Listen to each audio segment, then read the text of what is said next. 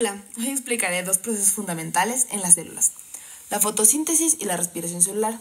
En las células vegetales ambos procesos ocurren, mientras que en las células animales solo ocurre la respiración celular. Veremos cómo se llevan a cabo y cómo están conectados. Empecemos con la fotosíntesis. Esto ocurre en los cloroplastos de la célula vegetal. Este proceso convierte la energía solar en energía química, que es almacenada en forma de glucosa. La fotosíntesis tiene dos fases principales, las reacciones dependientes de la luz y el ciclo de Calvin, también conocidas como reacciones independientes de la luz. Las reacciones dependientes de la luz ocurren en los tilacoides del cloroplasto. La luz solar es capturada por la clorofila y usada para dividir el agua, lo que genera oxígeno como su producto. Por cada molécula de agua se liberan 2 moléculas de oxígeno. Además, se produce ATP y NADPH, que son dos formas de energía que se utilizarán en la siguiente fase. El ciclo de Calvin ocurre en el estroma del cloroplasto, la parte líquida del mismo. Esta fase permitirá que el ATP y el NADPH generados en las reacciones de la luz se utilicen para convertir el dióxido de carbono en glucosa, una molécula de azúcar que la planta puede almacenar o usar como fuente de energía. Para producir una molécula de glucosa, el ciclo de Calvin utiliza 6 moléculas de CO2, 18 moléculas de ATP y 12 moléculas de NADPH. Entonces, los productos finales de la fotosíntesis son la glucosa y el oxígeno. En cuanto a la respiración celular, en cuanto a células vegetales y animales, la glucosa producida en la fotosíntesis se va a utilizar para este proceso. Este es un proceso que permite extraer energía en forma de ATP. Tanto las células vegetales como las animales realizan la respiración celular, aunque solo las vegetales producen glucosa mediante fotosíntesis.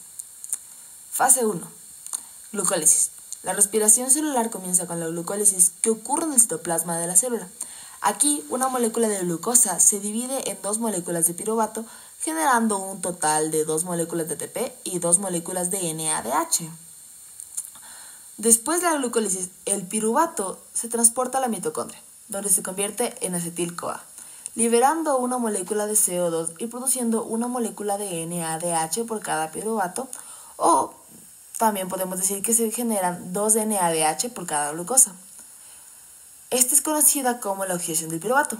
Podemos seguir con lo que es el ciclo de Krebs.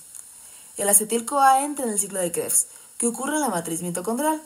Durante el ciclo de Krebs se liberan 2 moléculas de CO2 y se producen 3 moléculas de NADH, una de FADH y una de ATP, por cada acetil-CoA.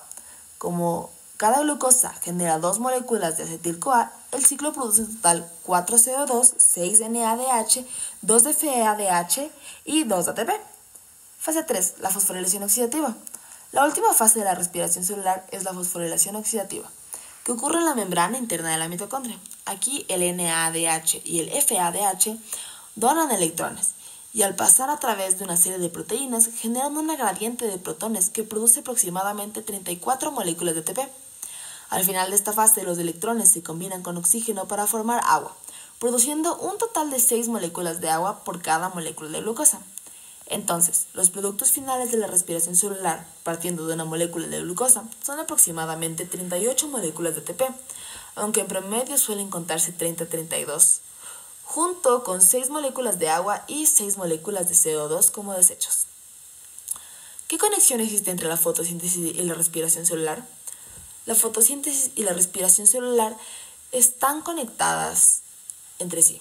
Los productos de la fotosíntesis, como la glucosa y el oxígeno, son usados en la respiración celular para producir ATP. A su vez, los productos de la respiración celular, como el CO2 y el agua, son utilizados en la fotosíntesis para producir glucosa y oxígeno. Es un ciclo continuo en las células vegetales que permite el flujo constante de energía. En resumen, hemos visto cómo la fotosíntesis convierte la energía solar en glucosa y oxígeno en las células vegetales, y cómo la respiración celular convierte la glucosa en ATP en ambas células vegetales y animales. Estos dos procesos mantienen el flujo de energía y materia entre los seres vivos, ayudando a la vida en la Tierra a que ésta continúe con el balance tal y como lo conocemos. Gracias por su atención.